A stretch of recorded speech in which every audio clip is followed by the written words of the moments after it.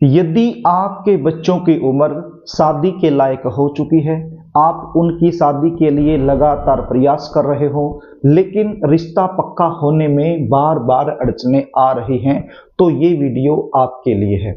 26 फरवरी 2025 फाल्गुन मास की महाशिवरात्रि के दिन किया गया एक छोटा सा उपाय करवा सकता है आपके बच्चों का विवाह। जो उपाय आज मैं आपको बताने वाला हूं, ये उपाय यदि बच्चे खुद करना चाहें तो खुद कर सकते हैं। यदि बच्चे खुद नहीं कर पाते हैं तो ऐसी सिचुएशन में माता पिता अपने बच्चों के शीघ्र विवाह के लिए ये उपाय जरूर करें। कई बार सिचुएशन क्या होती है, आपके बच्चे दिखने में सुंदर होते हैं, अच्छी खासी उनकी जॉब होती है या फिर अपना खुद का काम होता है, भगवान की कृपा से आपका बैकग्राउंड भी काफी अच्छा होता है। इतना कुछ होने के बावजूद भी शादी के लिए रिश्ता पक्का होने में बार बार अड़चनें बनी रहती हैं। रिश्ते आएंगे, बातें चलेंगी, लेकिन कोई भी बात, कोई भी रिश्ता सफलता तक नहीं पहुंच पाएगा, बीच में ही ब्रेक हो जाएगा। देखने वाले आएंगे, देखकर चले जाएंगे, लेकिन किसी भी प्रकार का पॉजिटिव रिप्लाई सामने से आपको मिल नहीं पाएगा। कुछ ऐसे रिश्ते आएंगे जो आपके लेवल के नहीं हैं, आपको पसंद नहीं है, तो आप अपनी तरफ से मना करते रहोगे। और कोई ऐसा रिश्ता जो आपके लेवल का है, आपको पसंद है, आप करना चाहते हो, तो वो रिश्ता सामने से पक्का नहीं हो पाएगा। ऐसे में बच्चों की उम्र लगातार निकलती जाएगी। तो ऐसी सिचुएशन में बच्चे तो परेशान होते ही हैं, लेकिन बच्चों से कहीं ज्यादा परेशान माता पिता हो जाते हैं, क्योंकि हर माता पिता यही चाहता है कि बच्चों की शादी समय पर हो जाए, उनका घर बस जाए, उनको एक ऐसा जीवन साथी मिल जाए जो जीवन भर उनका साथ निभा सके। तो प्रिय दर्शकों, कई बार जन्म कुंडली के अंदर ग्रह और नक्षत्रों के खराब योग होने के कारण विवाह में विलंब होता ही रहता है। यदि इस प्रकार की सिचुएशन आप लोगों के साथ बनी हुई है तो चिंता करने की आवश्यकता नहीं है। जो उपाय बताने वाला हूं उसको आप अच्छे से समझ लीजिए, बिल्कुल सरल उपाय है। उपाय बताऊं इससे पहले आपसे निवेदन करना चाहूंगा, यदि आप चैनल पर नए हैं और अभी तक आपने इस चैनल को सब्सक्राइब नहीं किया है तो मुझसे लगातार जुड़े रहने के लिए अभी इस चैनल को सब्सक्राइब कर लीजिएगा और बेल आइकन को प्रेस करके रखिए, ताकि हमारी आने वाली इसी प्रकार की जो नई वीडियो है उनका नोटिफिकेशन आपको मिल जाए और वो वीडियो आप आसानी से देख पाएं। तो प्रिय दर्शकों, 26 फरवरी 2025 इस दिन बुधवार है, फाल्गुन मास की महाशिवरात्रि का जो व्रत है इसी दिन रखा जाएगा।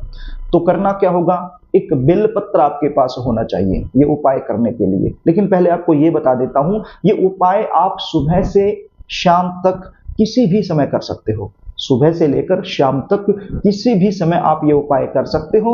ये उपाय करने से पहले आपको नहाना होगा, नहा धोकर के साफ सुथरे कपड़े पहन लेने। अब ये उपाय करने के लिए आपके पास एक बेलपत्र होना चाहिए, साफ सुथरा धुला हुआ बेलपत्र। आप गंगा जल से बेलपत्र को धो लीजिए और कटा फटा नहीं होना चाहिए, उसके अंदर छेद नहीं होने चाहिए। साफ सुथरा बेलपत्र, ताजा बेलपत्र होना चाहिए। और दो प्रकार के चंदन आपके पास होना चाहिए, एक पीला चंदन और एक लाल चंदन। ये कहां से मिलेंगे, बाजार से आपको मिल जाएंगे। जहां से पूजा की सामग्री मिलती है वहां से आपको आसानी से मिल जाएंगे। और यदि आपके घर में पहले से अवेलेबल है तो उनको भी आप प्रयोग में ले सकते हो। अब दो कटोरियां ले लीजिए, एक कटोरी के अंदर पीले रंग का चंदन डाल लीजिए, एक कटोरी के अंदर लाल रंग का चंदन डाल लीजिए और उनके अंदर थोड़ा थोड़ा गंगा जल आप डाल लीजिए, उसका घोल बना लीजिए। अब इस बेलपत्र पर आपने पीले चंदन की सहायता से लिखना है, जो बीच वाली सबसे लंबी पत्ती होती है उसके ऊपर लिखना है। अब लिखोगे कैसे, या तो आपके पास मोरपंख हो, उस मोरपंख की सहायता से आप लिख दीजिए। यदि आसानी से आपके आसपास मिल जाता है तो आप ले आइए, और यदि मोरपंख नहीं मिलता है तो फिर एक माचिस की तिल्ली आप ले लीजिए और माचिस की तिल्ली के एक सिरे पर थोड़ा सा कॉटन लपेट लीजिए। कॉटन यानी कि रुई, जिसकी सहायता से हम बत्ती बनाते हैं, जोत बनाते हैं, तो वो रुई थोड़ी सी लपेट लीजिए और उसकी सहायता से पीले रंग की चंदन की सहायता से जो बीच वाली पत्ती है, जो लंबी पत्ती है, आप जानते हैं बेलपत्र में 3 पत्तियां होती हैं, तो जो बीच वाली पत्ती है उसके ऊपर आपने लिखना है शुभ विवाह। क्या लिखना है, शुभ विवाह। और जो साइड वाली जो 2 पत्तियां बच गई उनको आपने लाल चंदन की सहायता से लाल कर देना है। मैंने आपको बताया ना 2 प्रकार के चंदन, तो जो लाल चंदन है उसकी सहायता से जो साइड वाली 2 पत्तियां हैं उनको आपने लाल कर देना है और बीच वाली जो पत्ती है उसके ऊपर पीले रंग की चंदन की सहायता से शुभ विवाह आपने लिख देना है। अब बेलपत्र में कौन सी साइड में लिखोगे? कई माताएं बहनें कंफ्यूज हो जाती हैं कि कौन सी साइड में हमें लिखना है। देखिए, एक होता है प्लेन वाला हिस्सा, एक होता है थोड़ा सा खुरदरा। तो जो प्लेन वाला हिस्सा होता है, जो चिकना हिस्सा होता है, उस साइड में आपने लिखना है। आपने इतना कर लिया। इतना करने के बाद ये बेलपत्र लेकर आप शिव मंदिर में चले जाइए।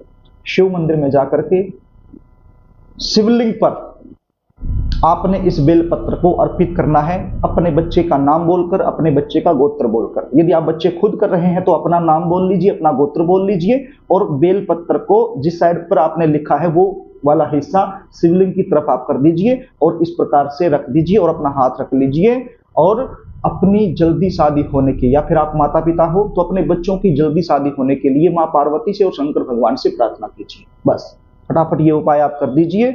और इतना करने के बाद मंदिर में ही बैठ जाइए। मंदिर में ही हो सकता है कि महाशिवरात्रि के दिन मंदिर में भीड़ हो, मंदिर छोटा हो, तो जरूरी नहीं है कि शिवलिंग के पास ही आपको बैठे रहना है। आप ये उपाय करते ही आप मंदिर में किसी भी कोने में जाकर बैठ जाइए और ओम नमः शिवाय 108 बार बोल दीजिए। क्या बोलना है? ओम नमः शिवाय। इस मंत्र का जाप करना है 108 बार। आप माला की सहायता से कर सकते हो या फिर अपनी उंगलियों पर भी गिन सकते हो।